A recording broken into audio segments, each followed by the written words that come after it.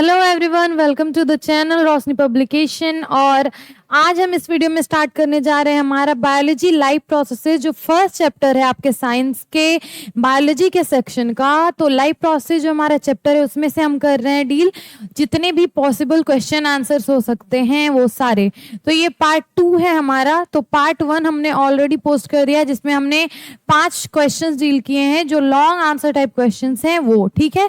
तो जाके हमारे उस वीडियो को चेकआउट करें हमारे साइंस के प्लेलिस्ट में हमारे चैनल पे।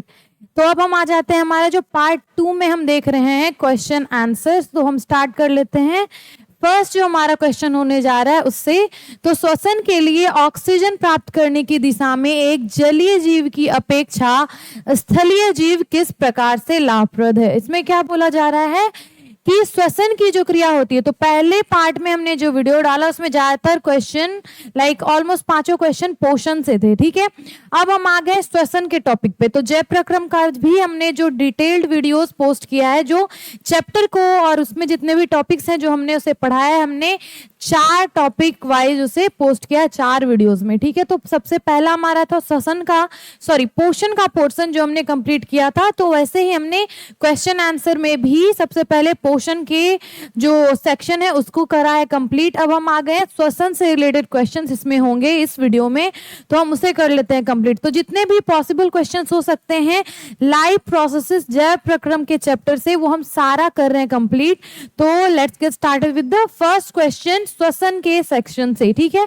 तो श्वसन के लिए ऑक्सीजन प्राप्त करने की दिशा में, तो श्वसन के लिए ऑक्सीजन चाहिए, उसमें से एक जलीय जीव और एक स्थलीय जीव में पूछा जा रहा है कि कौन ज्यादा लाभप्रद है, ठीक है। श्वसन के लिए ऑक्सीजन प्राप्त करने की दिशा में एक जलीय जीव की अपेक्षा स्थलीय जीव किस प्रकार लाभप्रद है। तो श्वसन की जो प्रक्रिया होती है वो जलीय जीवों में भी होती है और स्थलीय जीव जो स्थल पे पाए जाते हैं, जलीय जीव जो जल में पाए जाते हैं। तो श्वसन के लिए ऑक्सीजन मिलना स्थलीय जीव को ज्यादा इजीली वो अवेलेबल है, जो स्थल पे जीव रहते हैं, कि ऑक्सीजन हवा से, वायुमंडल से डायरेक्ट हवा सांस में लेते हैं और इन्हें ऑक्सीजन मिल जाती है। लेकिन जो जीव है जो जल में रहते हैं, जैसे मछली, उन्हें क्या करना पड़ता है, उनका जो श्वसन का अंग भी है गलफड़ा, वो स्थलीय जीवों से डिफरेंट वर्क करता है और उन्हें पानी से ऑक्सीजन लेना पड़ता है।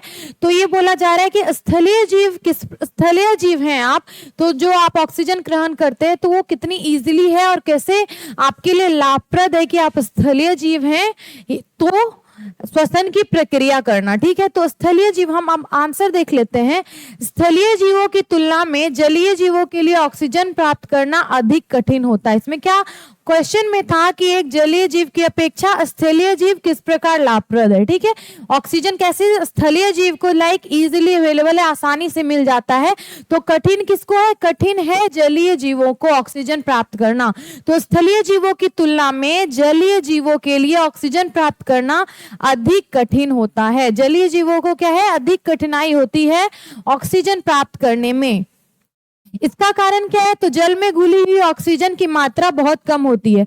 जो जल में जितनी ऑक्सीजन की मात्रा उपस्थित है वो क्या है, कम है, लगभग 5 से 10 मिलीग्राम प्रति लीटर। तो 1 लीटर में 5 से 10 मिलीग्राम ही ऑक्सीजन पाया जाता है। तो वो क्या है, वहां पे ऑक्सीजन कम है। हवा में क्या है, ऑक्सीजन की मात्रा ज्यादा है, इसलिए जो स्थल पे जीव होंगे उन्हें ऑक्सीजन मिलना इजिली वो ऑक्सीजन ले सकते हैं। अगर आप बात करें जलीय जीवों की अपेक्षा, जलीय जीव ऑक्सीजन की मात्रा क्या है, पानी में कम है, जल में कम है, तो उन्हें क्या होती है, ऑक्सीजन प्राप्त करने में कठिनाई होती है। जबकि वायुमंडल में ऑक्सीजन का प्रतिशत लगभग 21% है। वायुमंडल में क्या, ऑक्सीजन हमारे हवा में 21% है और जल में 1 लीटर में लगभग 5 से 10 ही मिलीग्राम उपस्थित है। तो इससे पता चल रहा है कि हवा में ज्यादा है, तो स्थलीय जो जीव होंगे उन्हें ऑक्सीजन अधिक आसानी से मिलेगा। दूसरा रीजन देख लेते हैं, जल से ऑक्सीजन अलग करने के लिए अधिक ऊर्जा खर्च होती है। जब वो जल से ऑक्सीजन लेते हैं, जलीय जो जीव हैं, जो पानी में रहने वाले जीव हैं, उन्हें क्या होता है, ऑक्सीजन को जल से अलग करने के लिए ज्यादा एनर्जी लगता है, अधिक ऊर्जा लगती है, ठीक है। तो ये भी रीजन है कि आप स्थलीय जीव हैं तो आप ज्यादा लाभ की स्थिति में हैं। फिर हम देख लेते हैं जलीय जीवों को जल में से ऑक्सीजन छानने के लिए विशेष अंग जैसे गलफड़े की आवश्यकता होती है जो कम प्रभावी होते हैं। तो मैंने आपको पहले बताया कि जलीय जीवों का जो स्ट्रक्चर होता है बॉडीली वो स्थलीय जीवों से डिफरेंट होता है। उन्हें सांस लेने के लिए हमारे पास फेफड़े हैं, स्थलीय जीव जो है उनके पास फेफड़ा है, लेकिन जो जलीय जीव है उनके पास क्या होता है, गलफड़ा होता है जो कि कम प्रभावी है, कम इफेक्टिव है। वो पानी से ऑक्सीजन को अलग करने में ज्यादा प्रभावी नहीं है और ज्यादा ऊर्जा भी उसमें लगती है। तो ये सारे रीजन थे कि क्यों स्थलीय जीव ज्यादा लाभप्रद स्थिति में है और जलीय जीव को ऑक्सीजन मिलने में कठिनाई होती है।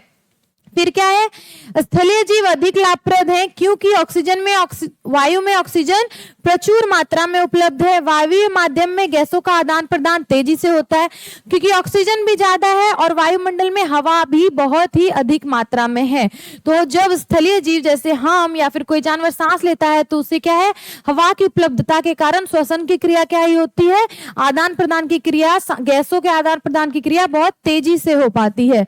स्थलीय जीवों के श्वसन अंग जैसे फेफड़े अधिक सतह क्षेत्र वाले होते हैं जिसमें ऑक्सीजन का जो अवशोषण है वो अधिक मात्रा में हो पाता है। तो उसका सतह क्षेत्र जो है हमारे फेफड़े का वो क्या है, ज्यादा है। तो इससे क्या होता है, ऑक्सीजन का जो अवशोषण है वो ज्यादा मात्रा में हो पाता है, अधिक प्रभावी रूप से हो पाता है, तेजी से हो पाता है। तो आपने देखा कि स्थलीय जीव अधिक लाभप्रद क्यों है, ऑक्सीजन को प्राप्त करने के लिए श्वसन की जो क्रिया है उसमें। ठीक है, तो आई होप आप समझ गए होंगे। सेकंड क्वेश्चन हम आ जाते हैं अपने सेकंड क्वेश्चन पे, वो है ग्लूकोज के ऑक्सीकरण से भिन्न जीवों में ऊर्जा प्राप्त करने के विभिन्न पथ क्या हैं। तो ग्लूकोज के ऑक्सीकरण से भिन्न जीवों में ऊर्जा, तो अलग अलग जीव अलग अलग क्रिया करके ऑक्सीजन का जो ग्लूकोज का ऑक्सीकरण करके क्या करते हैं, ऊर्जा प्राप्त करते हैं। तो उसके हम विभिन्न पथ, विभिन्न मार्गों, विभिन्न तरीकों को हम देखेंगे, इसमें पूछा जा रहा है। तो आ जाते हैं अपने क्वेश्चन पे।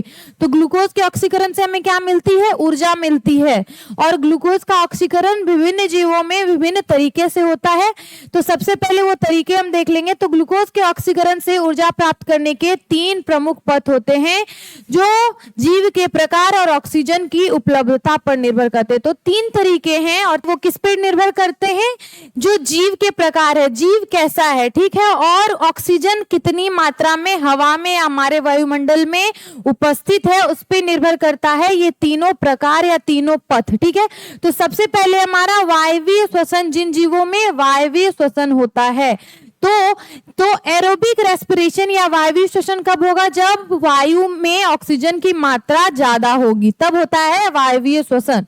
तो यह तब होता है जब ऑक्सीजन की उपस्थिति होती है, ग्लूकोज पूरी तरह से ऑक्सीकरण होकर, ग्लूकोज का पूरी तरह से ऑक्सीकरण होता है और कार्बन डाइऑक्साइड और जल में बदल जाता है। वायवीय श्वसन में क्या होता है, ग्लूकोज का पूर्ण ऑक्सीकरण होता है क्योंकि वहां पे ऑक्सीजन की उपलब्धता ज्यादा मात्रा में है। तो ग्लूकोज का होता है पूर्ण ऑक्सीकरण और वो क्या बदल जाता है, किसमें, CO2 में और जल में। ठीक है, वाटर में वो बदल जाता है, वो हमें देता है। ठीक है, लास्ट में जब वायवीय श्वसन में ऊर्जा, ग्लूकोज का क्या होता है, ऑक्सीकरण होता है और वो कार्बन डाइऑक्साइड, वाटर प्लस हमें क्या देता है, एनर्जी देता है। ये था वायवीय श्वसन में जो ग्लूकोज का ऑक्सीकरण किस तरह होता है वो हमने देखा। और इसमें क्या होता है, अधिकतम एटीपी ऊर्जा क्या होती है, ज्यादा मात्रा में बनती है। वायवीय श्वसन में क्योंकि ऑक्सीजन की उपलब्धता ज्यादा है और ग्लूकोज का पूर्ण ऑक्सीकरण होता है, इसकी वजह से क्या, ऊर्जा भी ज्यादा मात्रा में बनती है। हमें ऊर्जा क्या मिलती है, ज्यादा मात्रा में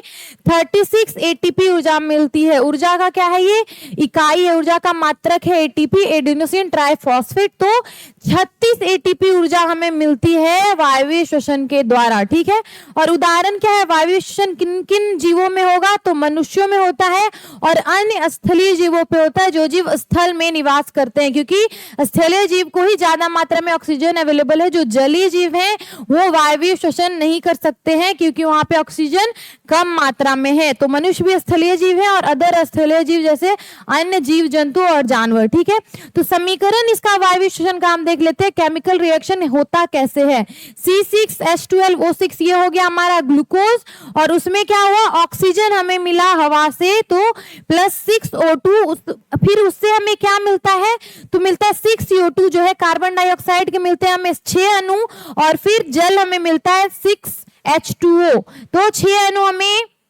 पानी जल के भी मिलते हैं और फिर जो भी बचता है वो होता है हमारे पास एनर्जी। तो ग्लूकोज का ऑक्सीकरण हो रहा है, ग्लूकोज और ऑक्सीकरण मिलके हमें क्या दे रहे हैं, वायवीय श्वसन में हमें मिलता है कार्बन डाइऑक्साइड। और हमें नहीं, ये किससे मिलेगा, जो स्थलीय जीव है या फिर जो मनुष्य हैं वो क्या करते हैं, CO2 को बाहर छोड़ते हैं।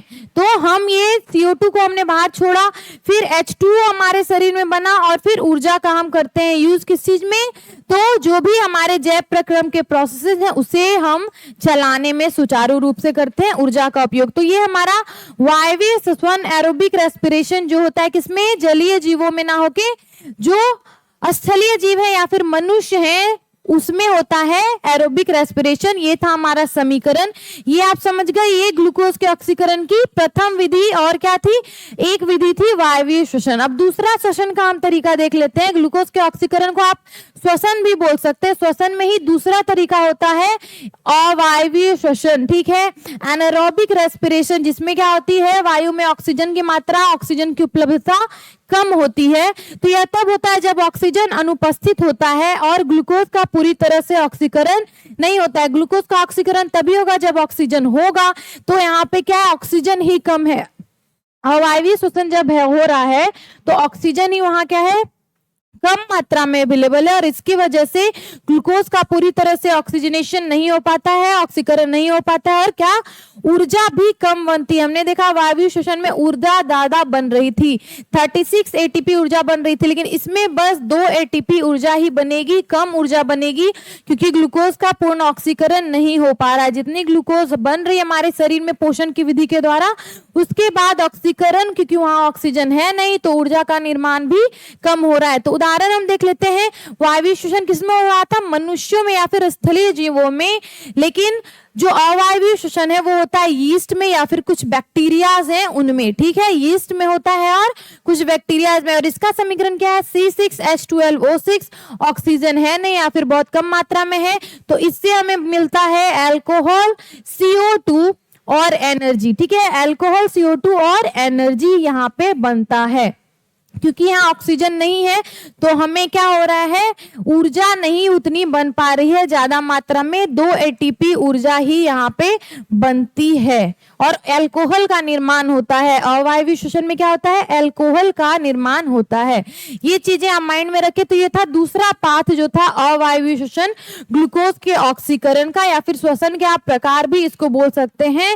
इसमें भी सेम आंसर आप लिख सकते हैं, ग्लूकोज का ऑक्सीकरण या फिर श्वसन के प्रकार, ठीक है। तो हमने 2 प्रकार देख लिया, अवायवीय और वायवीय श्वसन। अब हम देखेंगे तीसरा पाथ, इसमें ऊर्जा प्राप्त करने के विभिन्न पाथ में तीसरा पाथ हम देख रहे हैं। 2 पाथ हमने देख लिया, क्या क्या था वो, अवायवीय श्वसन और वायवीय श्वसन। अब तीसरा पाथ है लैक्टिक अम्ल किण्वन, लैक्टिक अम्ल फर्मेंटेशन, ठीक है। फर्मेंटेशन होता है लैक्टिक अम्ल का, यह मनुष्यों की मांसपेशियों में होता है। यह कब होता है, जब आप महसूस करते होंगे, कभी आप एक्सरसाइज कर रहे होते हैं या दौड़ रहे होते हैं तो आपकी मांसपेशियों में या फिर आपके पैरों में क्या होता है, पैरों की मांसपेशियों में क्रैम्प आ जाता है, दर्द महसूस होता है। ये क्यों होता है, क्योंकि वहां पे लैक्टिक अम्ल का निर्माण हो गया है, ठीक है।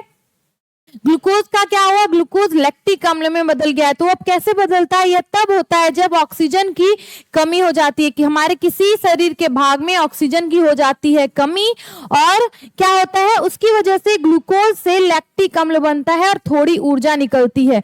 इससे भी ग्लूकोज से क्या, ग्लूकोज किसमें बदलता है, लैक्टिक अम्ल में, और थोड़ी ऊर्जा भी मिलती है क्योंकि हम एक्सरसाइज कर रहे होते हैं या फिर एक्टिव होते हैं फिजिकली, तभी ये लैक्टिक अम्ल का निर्माण होता है। तो वहां पे हमें थोड़ी ऊर्जा भी महसूस होती है, पर क्या होता है, लैक्टिक अम्ल के बनने से हमें थोड़ा दर्द भी महसूस होता है, क्रैम्प भी महसूस होता है। तो इसका समीकरण क्या है, C6H12O6 जो है हमारा ग्लूकोज, वो क्या बनेगा, लैक्टिक एसिड और एनर्जी देगा। वो हमें क्या देगा, लैक्टिक एसिड और एनर्जी देगा। एनर्जी कम मात्रा में बनेगी क्योंकि ऑक्सीजन की यहाँ पे क्या है, कमी है, किसी हमारे शरीर के भाग में ऑक्सीजन की हो गई कमी, तो वहां पे जो ग्लूकोज है वो लैक्टिक अम्ल में चेंज हो जाता है और थोड़ा सा एनर्जी भी भी देता है। तो ये था एक और जो पाथ जिससे क्या होता है, ग्लूकोज का ऑक्सीकरण होता है। ये रेयरली होता है पर होता है, तो इसे भी हमें पढ़ना जरूरी है। तो ये 3 पाथ हमने देखा ग्लूकोज के ऑक्सीकरण का। अब आई होप आपको सेकंड क्वेश्चन समझ में आ गया होगा अच्छे से। हमने क्या जाना, ग्लूकोज का ऑक्सीकरण या फिर श्वसन की प्रक्रिया में भी आप वायवीय और अवायवीय लिख सकते हैं।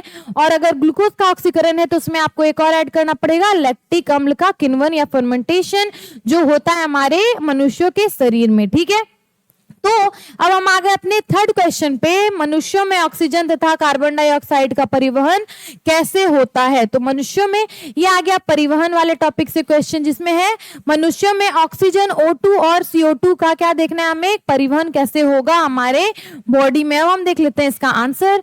मनुष्यों में ऑक्सीजन और कार्बन डाइऑक्साइड का परिवहन किसके द्वारा होता है, रक्त के माध्यम से होता है। किसके द्वारा होगा, रक्त, क्योंकि रक्त ही एक ऐसा उत्तक है आप बोल सकते हैं, या फिर ऐसी एक हमारे बॉडी का पार्ट है जो पूरे शरीर में हमारे फैला हुआ है। तो रक्त ही क्या करेगा, कैरी करेगा O2 और CO2 को, ऑक्सीजन और कार्बन डाइऑक्साइड को, और उसे हमारे पूरे शरीर में क्या करेगा, उसका परिवहन करेगा, संचरण करेगा। तो ऑक्सीजन का परिवहन कैसे होता है हम वो पहले देख लेते हैं। ऑक्सीजन फेफड़ों में एल्वियोलाइ के द्वारा रक्त में प्रवेश करती है। तो फेफड़ों में क्या होता है, एल्वियोलाई होता है, वो क्या है, एल्वियोलाई रक्त में प्रवेश करता है। क्या होता है, ऑक्सीजन जो गया रक्त के माध्यम से फेफड़े में क्या हुआ, एल्वियोलाई नामक एक उसका पार्ट होता है जो क्या करता है, रक्त में ऑक्सीजन का प्रवेश करवाता है। ठीक है, रक्त में उपस्थित हीमोग्लोबिन नामक लाल रंग का पिगमेंट ऑक्सीजन से मिलकर ऑक्सी हीमोग्लोबिन बनाता है। तो जो ब्लड आया फेफड़े में, जो ब्लड एल्वियोलाई और जो हमारे बॉडी में एल्वियोलाई है वो क्या हुआ, उसने किया ऑक्सीजन को मिक्स किसमें, ब्लड में। ठीक है, एल्वियोलाई का बहुत ही पतला लेयर होता है, थिन लेयर होता है, जिसकी वजह से जो फेफड़े में ऑक्सीजन है वो होती है हमारे शरीर में जो रक्त प्रवाह हो रहा है उससे मिल जाती है। ऑक्सीजन जाके रक्त से मिलता है और फिर रक्त में जो उपस्थित हीमोग्लोबिन है और उसमें क्या है, लाल रंग का पिगमेंट है ना हीमोग्लोबिन, उसी की वजह से हमारे ब्लड का कलर क्या है, रेड है। तो हीमोग्लोबिन क्या करता है, ऑक्सीजन को कैरी करता है, ऑक्सीजन से अभिक्रिया करके वो ऑक्सी हीमोग्लोबिन बनाता है। ऑक्सी हीमोग्लोबिन वो बना के शरीर के सभी अंगों तक ऑक्सीजन को वो पहुंचाएगा। ब्लड में हीमोग्लोबिन है और जो फेफड़े में हवा थी, ऑक्सीजन थी, वो मिल गई। एल्वियोलाई जो है इसके द्वारा वो क्या होता है, हवा मिल जाता है हमारे ब्लड से, और ब्लड के थ्रू ब्लड में जो उपस्थित हीमोग्लोबिन है उससे मिलके बनाता है ऑक्सी हीमोग्लोबिन, और उसी ऑक्सी हीमोग्लोबिन की उपस्थिति पूरे हमारे शरीर में जो ब्लड है उसमें है। तो हमारा जो हीमोग्लोबिन है वो कर देता है ऑक्सीजन का परिवहन रक्त के थ्रू हमारे पूरे बॉडी में। ऐसे ही होता है किसका, ऑक्सीजन का परिवहन। अब हम देख लेते हैं कार्बन डाइऑक्साइड का परिवहन। तो ये कोशिकाओं में होने वाली श्वसन क्रिया से उत्पन्न होती है। श्वसन के माध्यम से हमारे शरीर में क्या बनता है, CO2 बनता है। ठीक है, तो CO2 तो उसका परिवहन होगा कैसे, तो 7% CO2 जो बना 7% उसका यूज हो गया रक्त में, सीधा वो घुल गया। ठीक है, रक्त में घुल गया। 23% हीमोग्लोबिन से मिलकर कार्बो हीमोग्लोबिन बनाता है। 70% बायोकार्बोनेट आयनों के रूप में प्लाज्मा में परिवर्तित हो जाता है। किसमें परिवर्तित होता है, प्लाज्मा में। तो कुछ सीधे रक्त में घुल गया डायरेक्टली, कुछ हीमोग्लोबिन के साथ मिलकर क्या बना रहे हैं, कार्बो हीमोग्लोबिन बना रहे हैं, कार्बन और प्लस हीमोग्लोबिन, कार्बो हीमोग्लोबिन। और 70% जो हमारा ब्लड है वो क्या कर रहा है, बायोकार्बोनेट आयनों जो HCO3 है उसमें क्या हो रहा है, उसके तरफ से बदल के प्लाज्मा में परिवर्तित हो जा रहा है।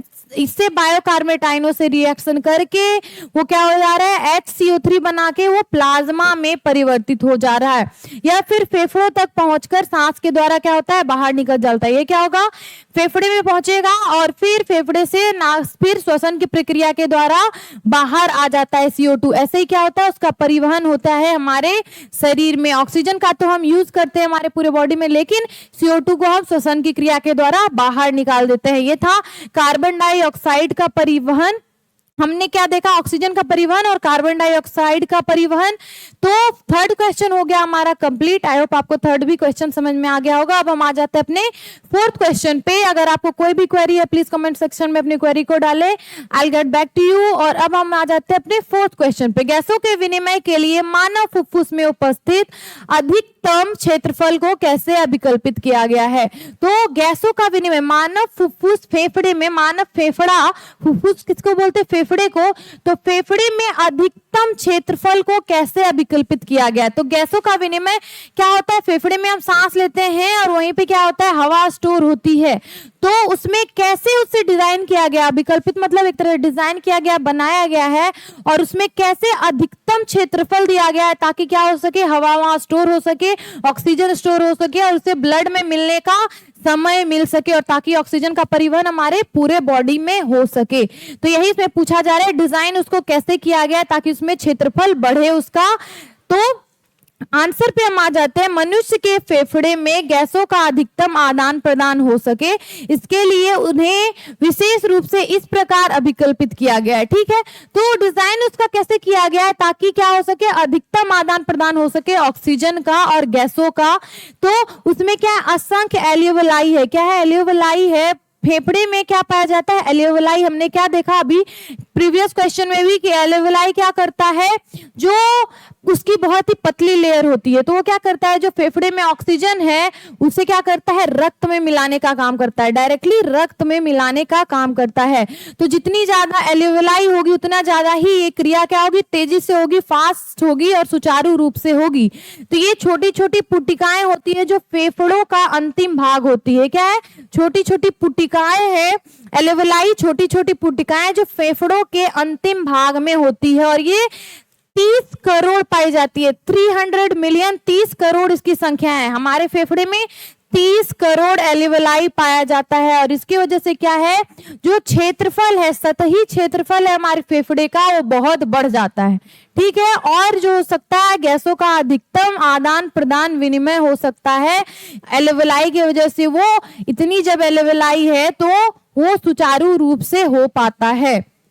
तो फेफड़ों को ऐसे डिजाइन किया गया। उसमें सबसे पहले क्या है, एल्वियोलाई है 30 करोड़। ठीक है, और उसके बाद प्रत्येक एल्वियोलस की दीवार क्या होती है, पतली और अर्धपारगम्य होती है। तो एल्वियोलाई जो 30 करोड़ है वो कैसी बनाई गई है, उसे कैसे डिजाइन किया गया, तो उसकी दीवार बहुत ही पतली है और अर्धपारगम्य है, मतलब उससे चीजें आर पार जा सकती हैं, जिससे गैसें आसानी से पार कर सकती है। तो ऑक्सीजन आसानी से पार करके डायरेक्टली ब्लड में मिल जाता है। इन एल्वियोलाई का कुल सतह क्षेत्र लगभग 80 से 100 वर्ग मीटर होता है। 80 से 100 मीटर स्क्वायर। ठीक है, इतना होता है एक एल्वियोलाई का क्षेत्रफल, जो एक टेनिस कोर्ट के बराबर है। ठीक है, तो एक टेनिस कोर्ट के बराबर हमारे फेफड़े में जगह है, और उतनी ऑक्सीजन वहां पे क्या हो सकती है, स्टोर हो सकती है, और उसका क्या हो सकता है, फिर ऑक्सीजन का रक्त में मिलना इजीली हो सकता है। तो एल्वियोलाई की और दीवारें क्या है, बहुत सारे रक्त केशिकाओं, कैपिलरीज से घिरी होती है। एल्वियोलाई की दीवारें क्या है, रक्त केशिकाओं से घिरी होती हैं। तो एक साइड वो रक्त केशिकाओं से घिरी है, दूसरी साइड वो लंग्स में है, तो हवा से उसका क्या है, संपर्क है। तो हवा और जो ऑक्सीजन है हवा में और रक्त में हवा मिलना इजीली हो जाता है केशिकाओं की ही वजह से। तो गैसों को अवशोषित करके उन्हें रक्त में ले जाती है रक्त केशिकाओं की मदद से। इस प्रकार फेफड़े की यह रचना गैसों के आदान प्रदान के लिए अधिकतम सतह क्षेत्र प्रदान करती है। तो फेफड़े में जो एल्वियोलाई है वो गैसों की जो ये, क्योंकि उनमें रक्त केशिकाओं से वो जुड़ी है और साथ ही साथ फेफड़े से हवा से भी वो संपर्क है उसका, इसकी वजह से जो गैसों का आदान प्रदान है उसके लिए वहां पे अधिकतम सतह क्षेत्र मिल रहा है। कितना, 80 से 100 वर्ग मीटर, एक टेनिस कोर्ट के बराबर। ठीक है, इतना सतह उसे मिल रहा है। इसकी वजह से क्या है, गैसों का आदान प्रदान आसानी से हो जाता है। फिर ऑक्सीजन तथा कार्बन डाइऑक्साइड के आदान प्रदान को ये क्या करती है, अत्यंत प्रभावी बनाती है। ठीक है, ये बहुत ही अत्यंत प्रभावशाली इफेक्टिव तरीके से क्या करती है, ऑक्सीजन और कार्बन डाइऑक्साइड के आदान प्रदान में मदद करती है। फेफड़े में जो एल्वियोलाई है ऐसे ही उसे क्या किया गया है, डिजाइन किया गया है। तो ये था हमारा लास्ट क्वेश्चन। जिसमें हमने क्या देखा, गैसों के विनिमय के लिए हमारे फेफड़े को किस तरह डिजाइन किया गया है। तो फेफड़ा है, उसमें बहुत सारी एल्विलाई है और एल्विलाई का जो क्षेत्रफल है वो बहुत बढ़ जाता है। फेफड़े का जो सतही क्षेत्रफल है, क्योंकि 30 करोड़ एल्विलाई है और उसका संपर्क क्या है, एक तो रक्त केशिकाओं से, तो रक्त डायरेक्टली रक्त से वो जुड़ा है, और फेफड़े का वो अंदरी परत है तो वहां ऑक्सीजन का संपर्क है, तो इसकी वजह से ऑक्सीजन रक्त में इजिली आ जा सकता है, गैसों का विनिमय इजिली हो सकता है, अच्छे तरीके से इफेक्टिवली हो सकता है। तो ऐसे ही डिजाइन किया गया है हमारे मानव फुफ्फुस के अधिकतम जो क्षेत्रफल है उसको। ठीक है, अधिकतम क्षेत्रफल कौन दे रहा है, वो दे रहा है हमारा जो एल्विलाई है वो। तो आई होप आपको फोर्थ क्वेश्चन भी इजीली समझ में आ गया होगा। इस वीडियो में हम ये 4 क्वेश्चन ही कंप्लीट करने वाले हैं और आई होप ये चारों क्वेश्चन आपको समझ में आ गए होंगे। जो भी क्वेरी है आपकी, जो भी डाउट है, हमारे कमेंट सेक्शन में आप पूछ सकते हैं हमसे। I will get back to you, मैं आपको वो जरूर आंसर करूंगी। और अब हम थोड़ा बात कर लेते हैं हमारे पब्लिकेशन के बारे में, जो हमारे चैनल का भी नाम जहां से आया है, रोशनी पब्लिकेशन 17 सालों से क्या कर रही है, पब्लिकेशन के क्षेत्र में काम कर रही है। बहुत ही अनुभवी शिक्षकों की मदद से, उनके मार्गदर्शन से आपके लिए सारी किताबें लेके आई है, जो है कैप्टन सीरीज की, गोधुली हिंदी में, पीयूषम संस्कृत में, और रेनबो जो सीरीज है इंग्लिश की, ये सारी किताबें आपके लिए वो अवेलेबल करवा रही है। और साथ ही साथ क्वेश्चन बैंक है, ऑब्जेक्टिव को भी कंपाइल करके जितनी भी पॉसिबल ऑब्जेक्टिव क्वेश्चंस हो सकते हैं सारे सब्जेक्ट के, उन सबको कंपाइल करके भी वो आपके लिए किताब लाई है। तो ये सारी किताबें बहुत ही इफेक्टिव होंगी आपके 2026 बिहार बोर्ड एग्जाम में, अगर आप अपीयर कर रहे हैं क्लास 10 के स्टूडेंट्स तो उनके लिए। और साथ ही साथ क्रैश कोर्स का भी हमारा एक बुक है जो भी आप परचेस कर सकते हैं। तो अगर ये सारी किताबें आपको परचेस करनी है तो आप विजिट कर सकते हैं हमारा ऑफिशियल वेबसाइट, जो हमारे यूट्यूब चैनल के डिस्क्रिप्शन में उसका लिंक अवेलेबल है। और साथ ही साथ आप किसी भी ऑनलाइन प्लेटफॉर्म पे ये सारी किताबें परचेस कर सकते हैं। हमारे कैप्टन सीरीज, रेनबो जो इंग्लिश की है, और बाकी कैप्टन सीरीज की ये सारी किताबें हैं, क्वेश्चन बैंक, क्रैश कोर्स की बुक, ऑब्जेक्टिव बुक, या फिर संस्कृत और हिंदी की बुक। तो जाके वहां पे भी आप परचेस कर सकते हैं। आपके नजदीकी बुक स्टोर्स पे भी ये सारी किताबें अवेलेबल है। तो thank you so much for your support and thank you so much for watching this video. I hope आपके लिए बहुत ही हेल्पफुल होगा। I will get back to you and मैं ऐसे ही और वीडियोस लाती रहूंगी जो आपके बायोलॉजी का, आपका जो सिलेबस है उसे कवर करने में आपका हेल्प करेगा और आप एग्जाम में अच्छे मार्क्स को स्कोर कर पाएंगे। Thank you so much for watching.